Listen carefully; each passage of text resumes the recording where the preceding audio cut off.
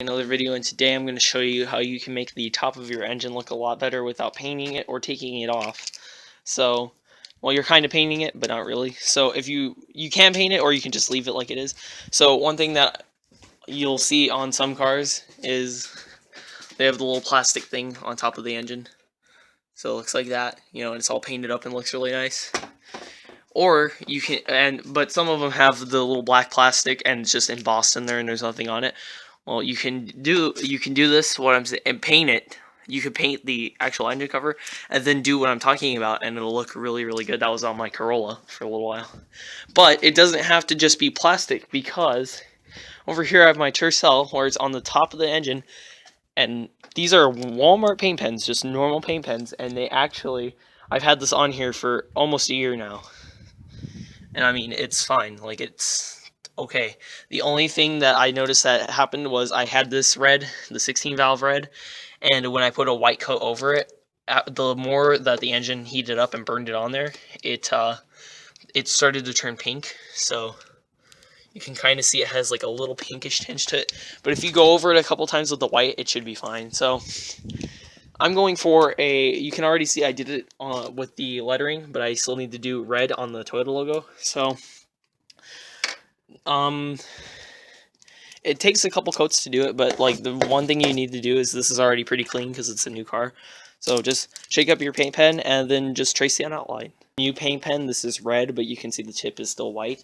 You need to shake it up and then just keep pressing it until the red starts to come out, so you can see it's red now.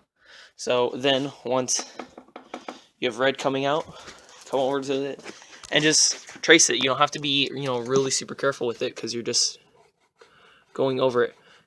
Just don't press down when you're actually on it, because you can overflow it on the edges and it won't look as good. Oh, I'm sorry, I'm not in frame.